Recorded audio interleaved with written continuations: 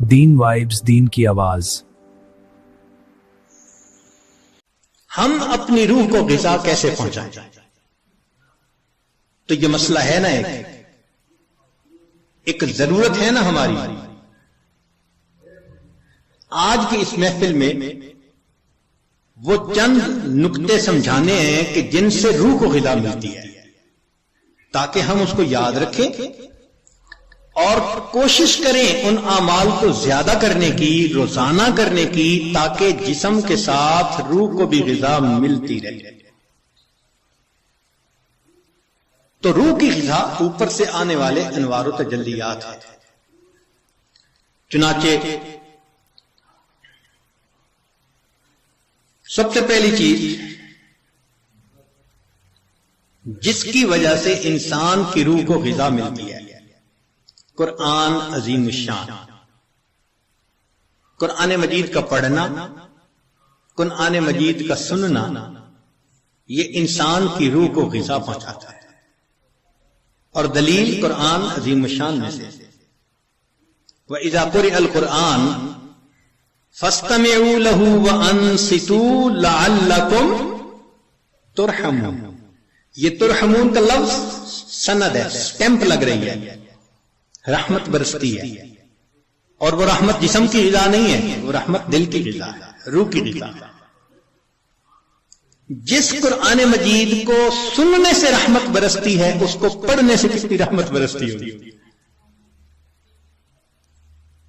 یہاں تو کہا نا کہ جب پڑھا جائے تو تم سنو تاکہ رحمت برسے، تو سننے والے پر رحمتیں برس رہی ہیں، تو پڑھنے والے پر کیا رحمتیں برستی ہوگی۔ تو اس کا مطلب یہ کہ ہم روزانہ فجر کی نماز پڑھا کریں، تو پھر سورہ یاسین پڑھا کریں، قرآن مجید پڑھا کریں، فوراً اپنی روح کو ناشتہ کروانے کی کوشش کیا کریں۔ اس لیے ابن تیمیہ رحمۃ اللہ علیہ فجر کے بعد اشراق تک مسجد میں بیٹھے رہتے تھے۔ لوگ کہتے تھے کیا وجہ ہے، آپ نے ناشتہ نہیں کرنا؟ تو وہ فرماتے تھے کہ تم اپنے جسموں کو ناشتہ کروا رہے ہو، میں بیٹھا اپنی روح کو ناشتہ کروا رہا ہوں۔ تو اس کا مطلب یہ کہ فجر کے بعد تلاوت کا کرنا، تسبیحات کا کرنا، ذکر کا کرنا، یہ انسان کے لیے باطنی غذا کا ذریعہ ہے۔ ہم میں سے کتنے ہوں گے جو اس کی باقاعدگی کرتے ہیں؟ الا ماشاء اللہ، معمولی نہیں، یعنی کھانے پینے کا تو معمول ہے۔ گھر کا بچہ بھی بتا دے گا اتنے بجے ناشتہ ہوتا ہے، اتنے بجے دوپہر کا کھانا اور اتنے بجے رات کا کھانا، لیکن روحانی غذا کا معمول ہی نہیں۔ تو معمول بنانا ضروری ہے۔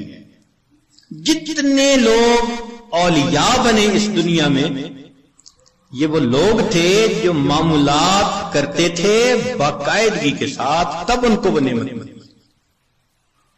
اتفاقاً نہیں کوئی ولی بن جاتا، اس کے پیچھے محنت ہوتی ہے، تب اللہ کی رحمت متوجہ ہوتی ہے۔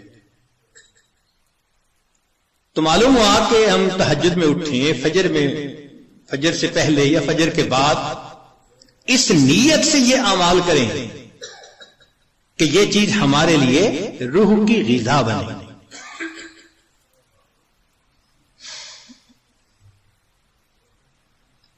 ہمارے اکابر جب دن کے کام کاج سے فارغ ہوتے تھے تو مصلی پہ آ جاتے تھے، رات گزار دیتے تھے مصلی کے اوپر۔ ان کو رات کے اندھیرے کا اس طرح انتظار ہوتا تھا جس طرح دلہا کو دلہن سے ملنے کے لیے رات کا انتظار ہوا کرتا تھا، ایسے وہ رات کے منتظر رہا کرتے تھے۔ عشاء کے وضو سے فجر کی نماز پڑھنا،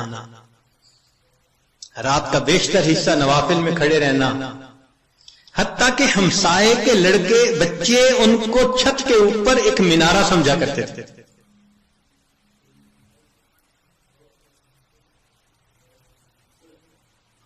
تو اتنا تو وہ اللہ کی یاد کیا کرتے تھے نا، قرآن پڑھا کرتے تھے۔ اور ہمارے قریب کے زمانے کے بزرگوں کا معمول ایک منزل روزانہ کا. اس عاجز کے والد صاحب حافظ نہیں تھے مگر پوری زندگی ایک منزل روزانہ پڑھنا ان کا معمول تھا. ہم نے بچپن سے لے کے اپنے بال سفید ہونے تک اپنے والد کو ہر جمعرات کو ختم قرآن کرتے دیکھا. ہر جمعرات کو ان کا ختم ہوتا تھا. ناظرہ پڑھتے تھے تو معمول تھے ان کے. ہم بھی سوچیں اس کے اوپر کہ ہمارا بھی کوئی دن قرآن مجید کی تلاوت کے بغیر نہ گزرے. زیادہ نہیں کر سکتے تو چلو تھوڑا صحیح مگر کریں تو صحیح نا. یہ تو نہیں کہ کئی کئی دن گزر جاتے ہیں قرآن مجید کئی گھروں میں کھولنے والا ایک بھی نہیں ہوتا.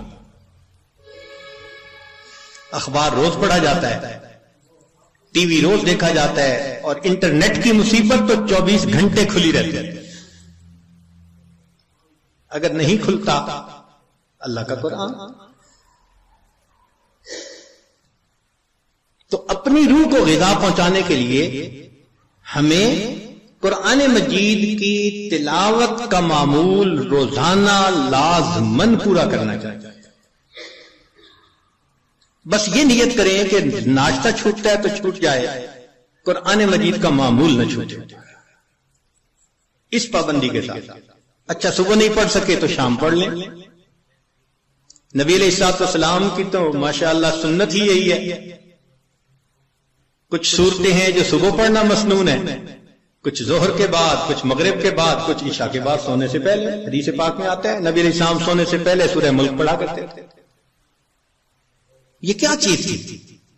جیسے آپ کچھ دیر کے بعد نا کینڈی کھا رہے ہوتے ہیں, بسکٹ کھا رہے ہوتے ہیں, فلاں چیز کا. یہ اسی طرح ہے کہ معمول ساتھ ساتھ چلتا رہتا ہے, روح کو غذا ملتی رہتی ہے. تو جتنی مسنون صورتیں ہیں یاد کریں اور ان کو دن کے مختلف اوقات میں پڑھنے کی عادت بنا لیں, از خود غذا ملتی جائے گی. اور جو حافظ قرآن ہوں ان پر تو اللہ کی خاص رحمت, وہ اپنی منزل کے حساب سے پڑھیں. ہمارے اکابر تو ایک ایک آیت پڑھتے تھے, پوری رات گزار دیتے تھے. پہلے یہ بات ذرا عجیب لگتی تھی کہ ایک آیت پڑھتے پوری رات. پھر ایک چیز نکل آئی جس کا نام ہے چنگم. ہم نے بعض بچوں کو دیکھا کہ جتنی دیر بیٹھے ہیں منہ چل رہا ہے. پوچھا بھئی یہ کیا مسئلہ ہے؟ کہنے لگے جی بس یہ چنگم ہے, اس کو چبانے میں مزہ آتا ہے. بھئی اگر ایک ایک گھنٹہ ایک ہی چیز کو چبانے کا مزہ یہ پا رہے ہیں تو ہمارے اکابر بھی ایک ایک آیت کو بار بار پڑھ کر کندھے مکرر کا مزہ لیا کرتے تھے. ان کو بھی مزہ آتا تھا. تو پہلی چیز جس سے ہم نے اپنی روح کو غذا پہنچانی ہے وہ کیا چیز ہے؟ قرآن مجید کی تلاوت کرنا. صرف ثواب کی نیت نہیں ہونی, ثواب تو ملے گا, یہ بھی نیت ہونی ہے کہ میں نے اس کو آداب کے ساتھ توجہ کے ساتھ اس طرح پڑھنا ہے کہ اللہ کی رحمتیں برسیں اور میرے دل کی ظلمت کو دھو دے.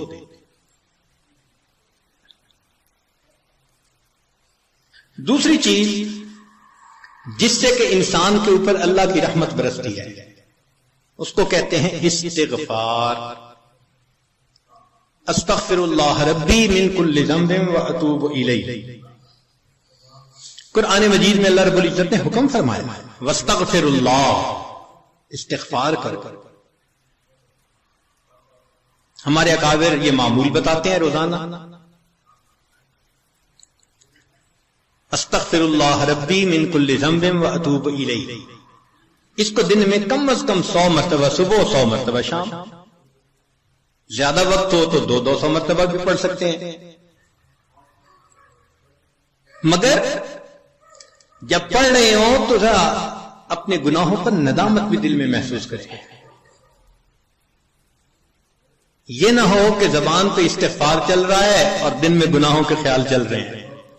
رابعہ بصریہ رحمت اللہ علیہ فرماتی تھی استغفارنا یحتاج الی استغفار, کہ ہم ایسا استغفار کرتے ہیں کہ اس کے اوپر ہمیں استغفار کرنے کی ضرورت ہے.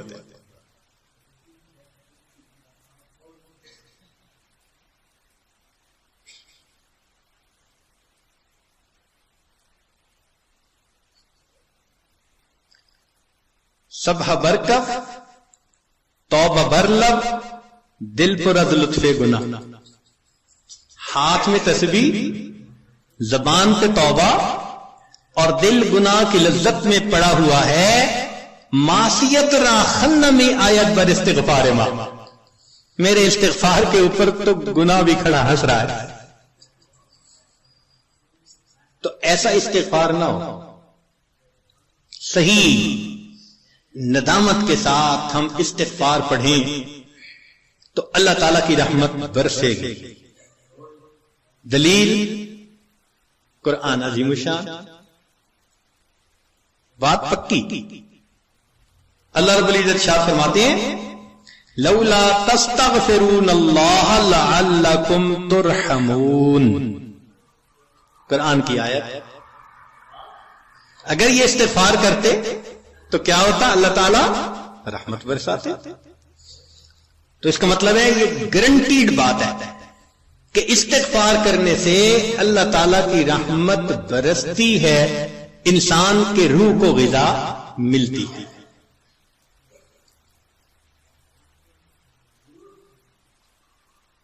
پھر تیسری چیز جس سے کہ اللہ تعالی کی طرف سے رحمت اترتی ہے، درود شریف کا پڑھنا. حدیث مبارکہ میں آتا ہے جو شخص ایک دفعہ درود شریف پڑھتا ہے اللہ تعالیٰ 10 رحمتیں اتارتے ہیں.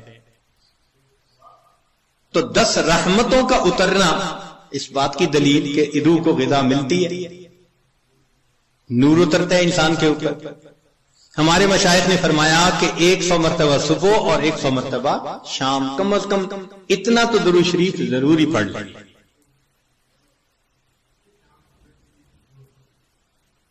ایک صحابی رضی اللہ عنہ پوچھتے ہیں اللہ کے نبی صلی اللہ علیہ وسلم میں کتنا درود شریف پڑھوں؟ فرمایا زیادہ پڑھ، چوتھائی حصہ. زیادہ پڑھو گے تو فائدہ زیادہ. اللہ کے نبی صلی اللہ علیہ وسلم آدھا حصہ. بھائی زیادہ پڑھو گے تو زیادہ فائدہ. 3 حصے. فرمایا اور زیادہ تو 4 حصے. جب انہوں نے کہا کہ میں پورا وقت درود شریف پڑھنے میں لگا دوں گا، نبی اسلام نے فرمایا اذن یغفر لک ذنب، تیرے گناہوں کو بخش دیا جائے گا اور تیرے غموں کو تیرے سر سے اتار دیا جائے گا. تو درود شریف کے پڑھنے سے اللہ تعالیٰ گناہوں کو معاف کرتے ہیں اور دھوتے ہیں. صدیق اکبر رضی اللہ عنہ فرمایا کرتے تھے کہ ٹھنڈا پانی آگ کو اتنا جلدی نہیں بجھاتا جتنا جلدی درود شریف کا پڑھنا انسان کے دلوں کی ظلمت کو مٹا دیتا ہے. سیدنا علی رضی اللہ عنہ فرمایا کرتے تھے کہ اگر اللہ تعالیٰ اور اس کے رسول صلی اللہ علیہ وسلم نے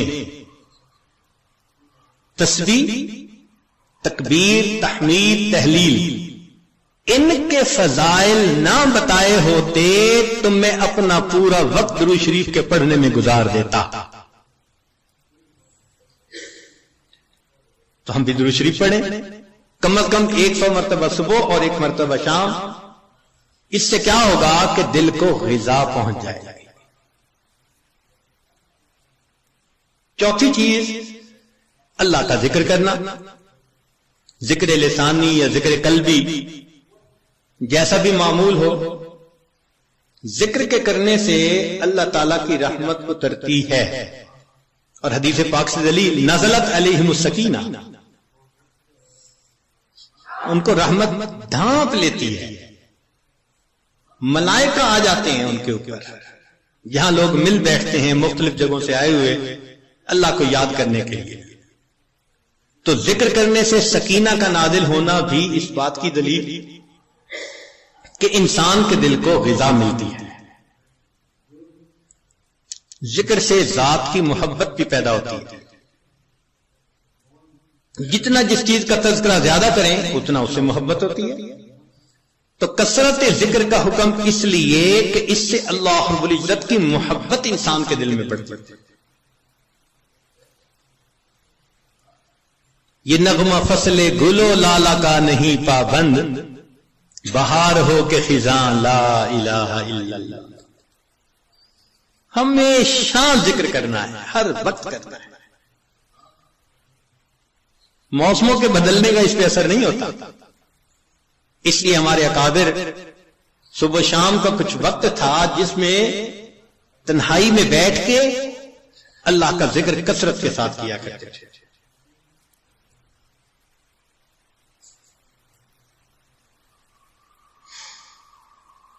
پھر پانچویں چیز جس سے کہ انسان کے اوپر رحمت اترتی ہے وہ ہے اتباع سنت.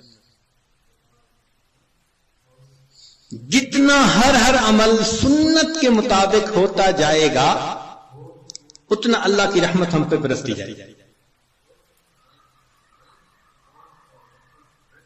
جتنا ہر عمل سنت کے مطابق. اس لیے ہمارے سلسلہ آ گیا نقشبندیہ میں بیعت ہونے کے بعد پہلا کام یہی بتاتے ہیں ہر کام کو سنت کے مطابق کریں.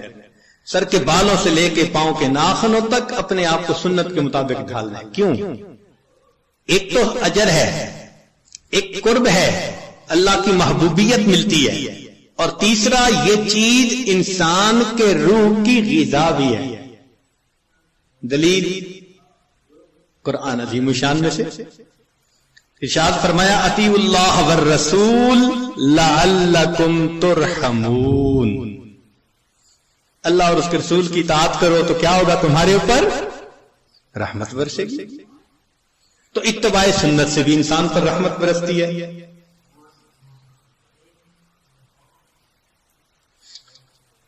پھر چھٹی چیز اہل اللہ کی صحبت اختیار کرنا.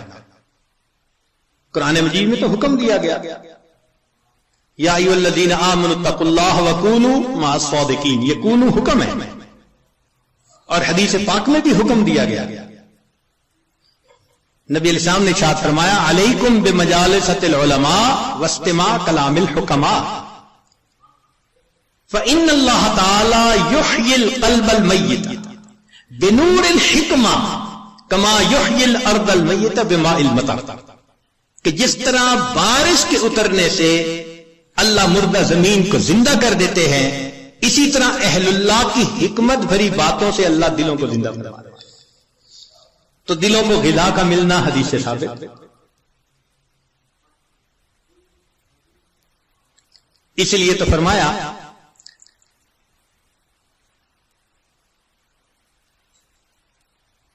کہ انسان کہیں نہ کہیں اپنا تعلق جوڑے. مجدد ثانی رحمۃ اللہ فرماتے ہیں کہ ان مشائخ کی نظر شفا اور ان کا کلام کیمیا ہے. ان کا کلام کیمیا اور ان کی نظر شفا ہے وہی تیرے زمانے کا امام برحق, ہے وہی تیرے زمانے کا امام برحق جو تجھے حاضر و موجود سے بیزار کرے, دے کے احساس زیاں تیرا لہو گرما دے, فقر کی شان چڑھا کر تجھے تلوار کرے. تو یہ مشائخ کی صحبت میں اسی مولانا روم رحمۃ اللہ فرماتے ہیں گر تو سنگے خارہ مرمر شوی چوب صاحب دل رسی گوہر شوی.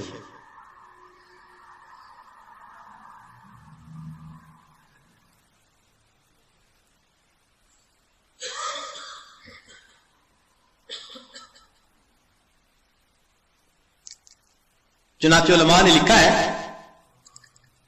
کہ ایسے مشائخ جن کو دیکھ کے اللہ یاد آئے ان کی صفت ہوتی ہے رویتہ شفا و موعظتہ دوا. ان کی رویت شفا ہوتی ہے اور ان کی بات انسان کے لیے دوا ہوتی ہے. بلکہ فرمایا ينتفع برؤيته قبل روایتہ. یہ ایسے لوگ ہوتے ہیں ان کی روایت سے پہلے رویت سے ہی فائدہ ہو جاتا ہے بندے کو.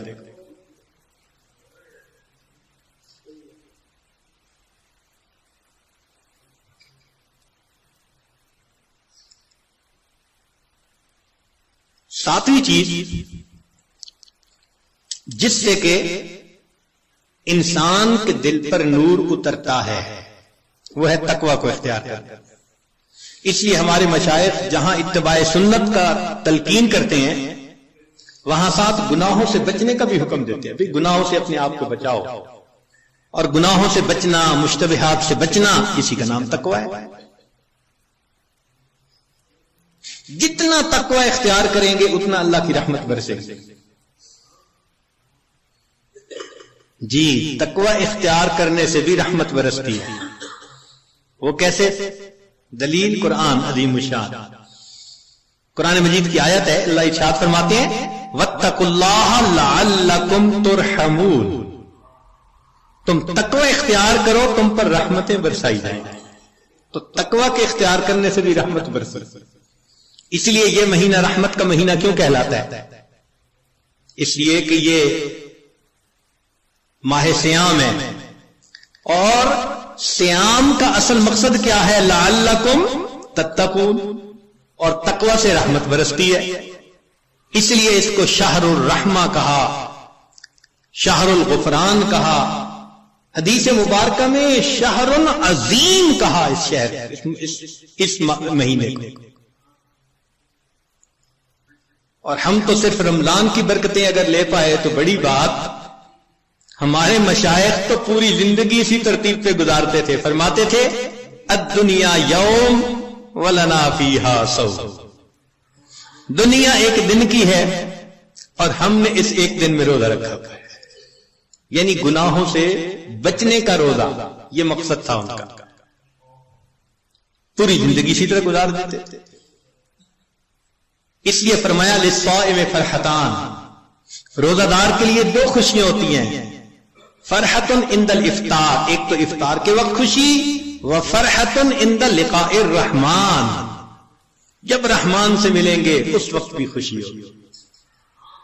اس لیے یہ رمضان کا مہینہ انسان کے دل کو منور کر دیتا ہے.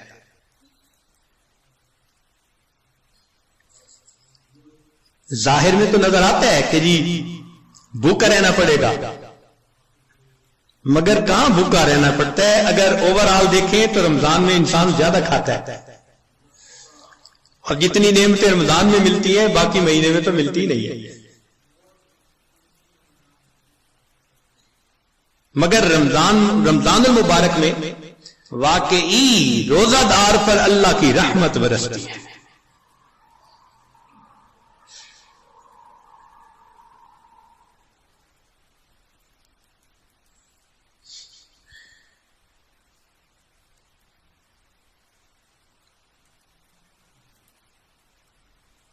پھر نویں چیز کہ انسان اللہ رب العزت سے دعا بھی مانگے. یہ اعمال بھی کرے اور ان اعمال کو کر کے اللہ تعالی سے دعا بھی مانگے. اے اللہ میرے دل کو منور فرما دیجئے، میرے دل کو غذا پہنچا دیجئے، میری روح کو منور کر دیجئے. اور یہ چیز حدیث پاک سے ثابت ہے. نبی علیہ السلام جب فجر کی سنتیں ادا فرما کے مسجد میں تشریف لے جاتے تھے تو حدیث پاک میں ہے کہ راستے میں نبی علیہ السلام دعا مانگتے تھے اللہم اجعل فی قلبی نورا وفی بصری نورا وفی سمعی نورا وفی وعن یمینی نورا وعن شمالی نورا ومن خلفی نورا ومن امامی نورا واجعلنی نورا. اللہ مجھے ہی نور بنا دے. اب یہ دیکھیے کتنی اہم بات ہے. ہم میں سے کتنوں کا معمول ہے اس دعا کو پڑھنا؟ اللہ ماشاء اللہ بہت کم لوگ ہوں گے جو باقاعدہ پڑھتے ہوں گے. اللہ کے حبیب صلی اللہ علیہ وسلم نے تو ہمارے لیے یہ دعا سکھائی ہے.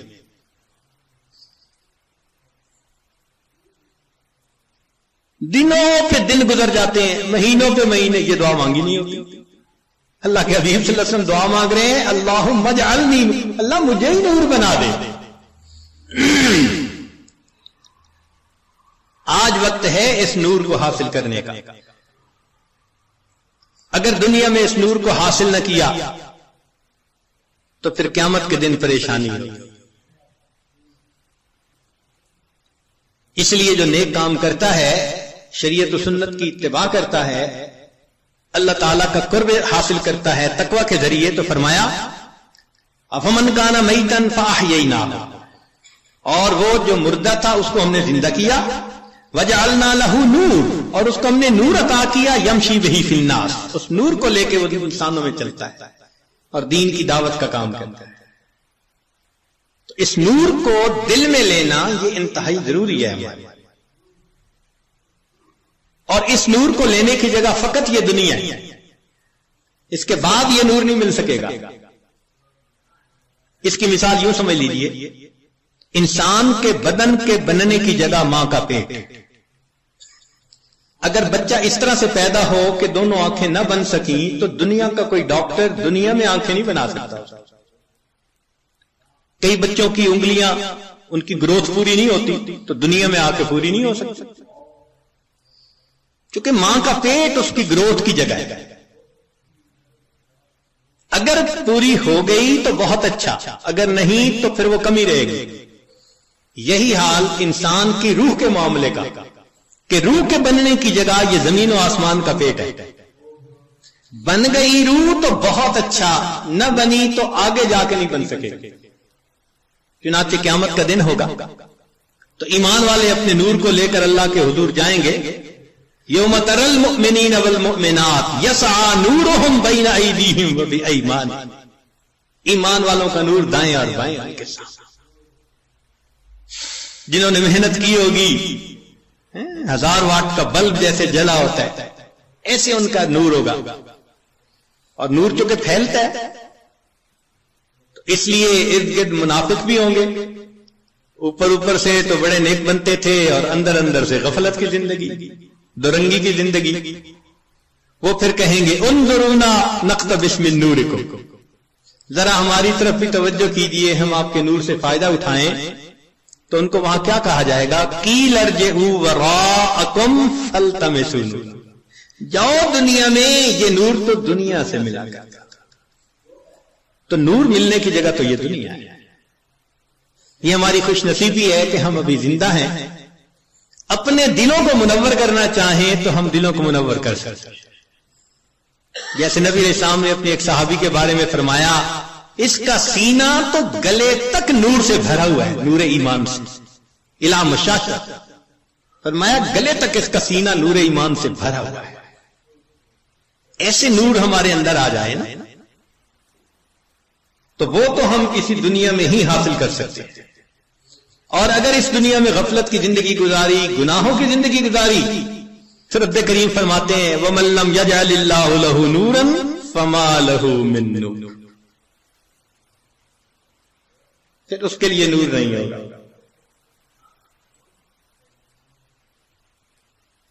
تو ہم یہاں پر اعتکاف کے لیے جو حاضر ہوئے تو بدن کو غذا پہنچانے کے لیے نہیں. بدن کو غذا تو انسان کو ہمیشہ اپنے دیش میں، اپنے گھر میں بہتر پہنچ جاتی ہے. یہاں حاضر ہوئے ہیں اپنی روح کو غذا پہنچانے کے. تو آج اس عنوان کو اس لیے ذرا کھولا کہ ہمیں یہاں اعتکاف میں بیٹھنے کا مقصد واضح ہو جائے کہ ہم نے کچھ اعمال کرنے ہیں، پھر اللہ سے مانگنا ہے، اور اس اعتکاف کے دوران اپنے دل کے نور کی اس کمی کو ہم نے پورا کرنا ہے. اور اگر اس کمی کو پورا نہ کر پائے اور زندگی کے وقت گزر گیا، پھر حسرت اور ندامت کے سوا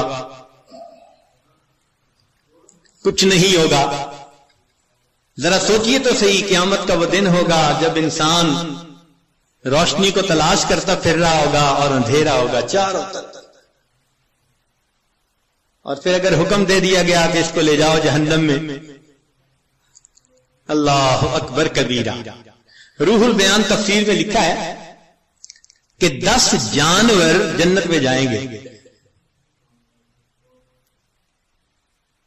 ایک بقرہ گائے جائے گی جس کو ذبح کرنے کا موسیٰ علیہ السلام کو حکم ہوا تھا. یونس علیہ السلام کی حوت مچھلی، القبش اسماعیل علیہ السلام کا، ان کی جگہ جو مینڈا ذبح ہو گیا تھا وہ بھی جنت میں جائے گا. اجل ابراہیم علیہ السلام کا، جس کو وہ بھون کے لائے تھے فرشتوں کو کھلانے کے لیے. نملہ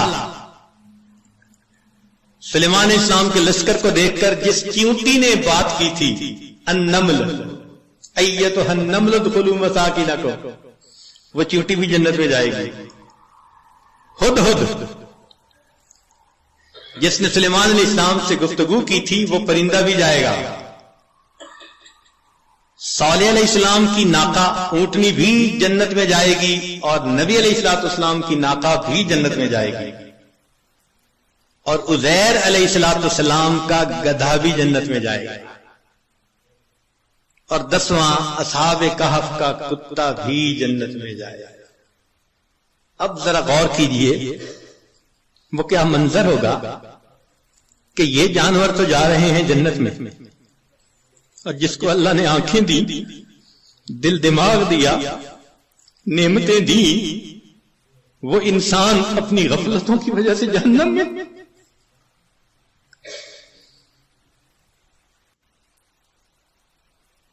اگر اس وقت گدھے نے یہ کہہ دیا اے انسان تو مجھے بے وقوف سمجھتا تھا نا، گالی بھی دینی ہوتی تھی کسی کو بے وقوفی کی تو گدھا کہتا تھا، آج وہ بے وقوف تو جا رہا ہے جنت میں، تو کہاں کا عقل مند نکل آیا کہ تو جہنم میں۔ ما جاءکم نذیر، ڈرانے والا نہیں آیا تھا، کہیں گے ڈرانے والا تو آیا تھا، لو کننا نسمع او نعقل ما کننا فی اصحاب السعیر، اگر ہم سنتے اور ہماری عقل کی رتی ہوتی ہمارے پاس تو ہم پھر جہنم میں نہ جاتے۔ اس کا مطلب یہ کہ ہم سنتے نہیں، سوچتے نہیں۔ اور گدھے کی بات تو ایک طرف رکھ دیں، اگر اصحاب کہف کے کتے نے اس وقت کہہ دیا کہ تم تو مجھے ذلت کی نظر سے دیکھتے تھے نا، اور میرا نام تو گالی تھا نا، اور میری حالت تو یہ تھی تم خشک ٹکڑا کھلاتے تھے، میں تمہارا در نہیں چھوڑتا تھا، اور تمہیں جو پروردگار روز نعمتیں کھلاتا تھا تمہیں اس کا در یاد نہیں آتا تھا، میں ایک روٹی کی خاطر تمہارے گھر کا ساری رات جاگ کے پہرا دیتا تھا، اور تم اپنے رب کی عبادت کے لیے رات کو 2 نفل پڑھ نہیں سکتے تھے۔ کتا جنت میں جا رہا ہوگا، اور یہ حضرت انسان غفلت کی زندگی گزارنے کے بعد جہنم میں۔ چہ جائے کہ وہ وقت آئے جب انسان حسرت کرے اور اس کا علاج کوئی نہ ہو۔ ہمیں چاہیے کہ آج ہم اس کی حقیقت کو سمجھیں، اور جس طرح روح کو اپنے جسم کو غذا پہنچانے کے لیے فکر مند ہیں، ہم اپنی روح کو بھی غذا پہنچانے کے لیے فکر مند ہو جائیں۔ چنانچہ یہ 10 دن کا قیام یہ بہت فکر مند ہو کے گزارنے کی بات ہے۔ باتیں کرنے نہیں آئے، قصے کہانیاں کرنے نہیں آئے، حال احوال سننے نہیں آئے، بہت سنتے رہتے ہیں۔ ہاں، اللہ کو منانے کے لیے آئے ہیں۔ جو گناہوں کے اثرات دل پر ہم آج تک لگا بیٹھے ان کو دھلوانے کے لیے آئے۔ تو اس کا طریقہ یہ ہے کہ جب اجتماعی عمل ہوں تو اس میں جڑیں، جب انفرادی عمل ہوں تو اپنے وقت پہ انفرادی عمل کریں، لیکن ہر بندے کو ایک فکر لگی ہوئی ہو، ایک ایک منٹ کو آپ کیش کروانے کی کوشش کریں۔ مسافر کی دعائیں بھی قبول ہوتی ہیں، اور مسافر پر اللہ کی رحمت بھی ہوتی ہے۔ تو اعتکاف میں آنے والے مسافر بھی ہیں، اور جب ایک جگہ پر ہوں اور سب اللہ کے حضور متوجہ ہوں تو اللہ کی رحمتیں اور زیادہ متوجہ ہوتی ہیں۔ حدیث پاک میں ہے نا، من بلاد شتیٰ وقبائل شتیٰ، مختلف شہروں سے مختلف قبیلوں کے لوگ جب ایک جگہ آ کر اکٹھے ہوتے ہیں اللہ رب العزت کو یاد کرنے کے لیے، تو فرشتے اتنا اترتے ہیں کہ آسمان تک ان کا تانتا بن جاتا ہے، اور رب کریم اتنا خوش ہوتے ہیں ان سے کہ جب فرشتے واپس جاتے ہیں تو ان سے کارگزاری سنتے ہیں، تم نے میرے بندوں کو کس حال میں پایا۔ وہ تو جانتے ہیں مگر ان سے کہلوانا چاہتے ہیں، اور بالآخر فرماتے ہیں کہ اچھا ان کو کہہ دو کہ یہ بخشے بخشائے اپنے گھروں کو چلے جائیں، میں نے ان کے گناہوں کو ان کی نیکیوں میں تبدیل کر دیا۔ یا اللہ، کچھ تو وہ بھی تھے راستہ گزرنے والے ویسے ہی کھڑے ہو گئے تھے۔ رب کریم اتنا خوش ہوتے ہیں کہ فرماتے ہیں اچھا ہم قوم لا یشقا جلیس، ایسے لوگ ہیں ان کے پاس بیٹھنے والا بدبخت نہیں ہوتا. تو جب پاس بیٹھنے والا بدبخت نہیں ہوتا تو جو خود اس قوم میں شامل ہوں وہ کیسے بدبخت ہو سکیں گے؟ اور ہمارے مشائخ نے لکھا کہ بدبخت وہ ہوتا ہے جو ایمان کے بغیر دنیا سے چلا جائے. تو یہ حدیث پاک اشارہ کر رہی ہے کہ ایسی محفلوں میں بیٹھنے والا بندہ بالآخر دنیا میں ایمان کی سلامتی کے ساتھ چلا جائے. تو ان محفلوں کی قدر کریں، فکر کریں. اپنے سیل فون کو یا تو سائلنٹ کر دیں یا بند ہی کر دیں 10 دن کے لیے. یہاں گھنٹی کی آواز نہ سنائی دے، بات کی آواز نہ سنائی دے. جب نہیں تھے یہ سیل فون دنیا کے کام کاروبار پھر بھی چلتے تھے.